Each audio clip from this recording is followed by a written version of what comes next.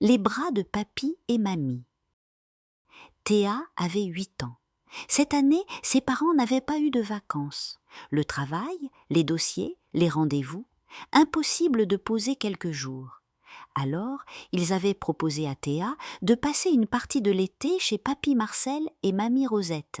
« Ce sera bien, tu verras », avait dit sa maman en l'embrassant sur le front. « Tu vas être chouchoutée », avait ajouté son papa avec un clin d'œil. Théa n'était pas très emballée. Elle imaginait déjà les après-midi sans copine, sans tablette, sans jeu. Juste 2 vieux qui boivent des tisanes et font la sieste. Bof. Mais elle avait dit oui, sans trop savoir pourquoi. Le lendemain de son arrivée, Théa se réveilla avec une odeur qui lui chatouillait le nez. Elle descendit, entraînant les pieds. « Bonjour, ma puce », lança mamie Rosette, un tablier autour de la taille. « J'ai fait des crêpes. Tu veux du chocolat chaud ou du lait vanillé ?» Théa cligna des yeux. La table était déjà mise, les crêpes fumaient doucement dans une assiette. « Du chocolat chaud », murmura-t-elle en s'asseyant. Papy Marcel lisait son journal. Il leva les yeux, la regarda et dit avec un petit sourire « Tu sais, quand j'avais ton âge, j'étais bien plus difficile au réveil. » Théa haussa les sourcils. « Papy Marcel, petit ?» Ça lui paraissait presque impossible. Dans la matinée, mamie l'emmena dans le jardin.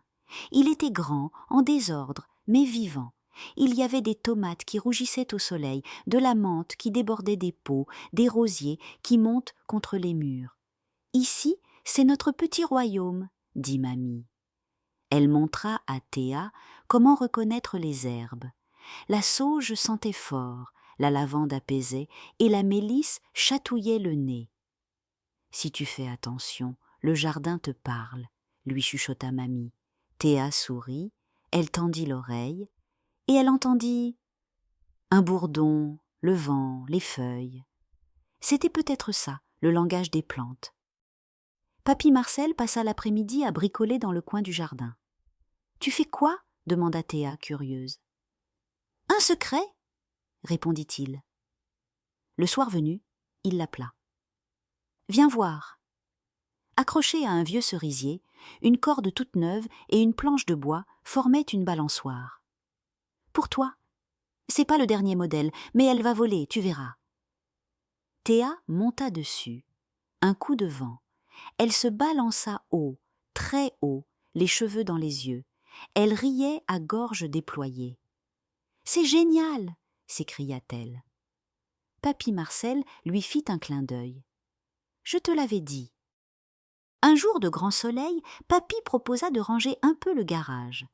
Théa soupira, pas très motivée. « Tu verras, il y a des trucs marrants là-dedans, » dit-il. Ils déplacèrent des cartons, des outils rouillés, des pots de peinture. Au fond, sous une étagère, un carton tout abîmé attira l'attention de papy. « Oh, il est encore là !» Il l'ouvrit avec précaution. Dedans, des vieilles photos, un yo-yo, un carnet abîmé, une montre cassée, des billes, un ticket de manège. « C'est mon trésor », dit-il doucement. Théa le regarda. « Ton trésor ?» ?»« Oui, quand j'étais petit, je mettais tout ce que j'aimais là-dedans. Chaque objet a une histoire. » Il sortit une photo froissée. Un petit garçon, un chien, un vélo. « C'est moi, avec mon chien Piston. Et là, c'est mon vélo rouge. Je croyais que c'était une fusée. » Théa prit le carnet. « Je peux le lire ? » ?»« Bien sûr, mais sois douce avec lui, il est vieux. » Elle l'ouvrit, des pages remplies de dessins, de petits mots, de rêves. « Tu notais tout ? » ?»« Oui, même mes idées les plus bizarres. » Théa serra le carnet contre elle. « C'est le plus beau trésor du monde. » Mamie Rosette avait des mains qui savaient tout faire. Elle cuisinait, elle recousait, elle réconfortait. Un soir, Théa s'était écorché le genou. Elle pleurait, pas tant de douleur que de fatigue. Mamie la prit dans ses bras. « Viens, on va te soigner avec douceur. » Elle nettoya la plaie, souffla dessus, colla un pansement avec un petit cœur dessiné au feutre. « Et voilà, comme neuve !» Théa se blottit contre elle. « Tu crois qu'un jour, je saurai faire tout ça ?» Bien sûr, quand on aime fort, on apprend vite. Le dimanche, ils préparèrent un pique-nique.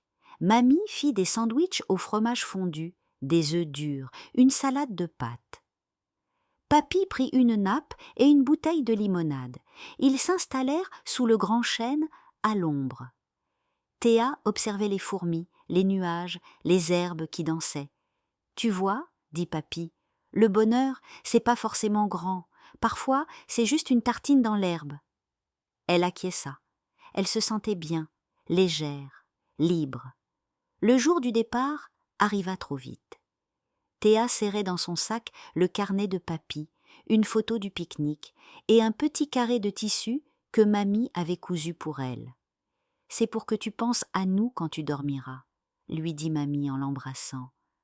Papy Marcel la prit dans ses bras. « Tu sais, ma grande, tu fais partie de mon trésor maintenant. » Théa pleura un peu, pas trop, juste ce qu'il faut pour dire « Je vous aime très fort ». Ses parents la retrouvèrent à la gare. Ils furent surpris. Théa semblait différente, plus calme, plus douce. « Tu as passé de bonnes vacances ?» demanda sa maman. « Les meilleures de ma vie. » Le soir, dans son lit, elle ouvrit le carnet de Papy. Elle écrivit « Papy Marcel et Mamie Rosette ont un pouvoir magique. Ils transforment le temps en amour et les souvenirs en trésors. Un jour, moi aussi je serai une mamie qui fait des colliers de boutons et des histoires qui brillent. Les grands-parents nous offrent ce que personne d'autre ne peut donner, du temps, de l'écoute, de la patience et de l'amour pur. Ils sont des racines qui tiennent notre cœur debout. Bonne nuit, mes petits rêveurs.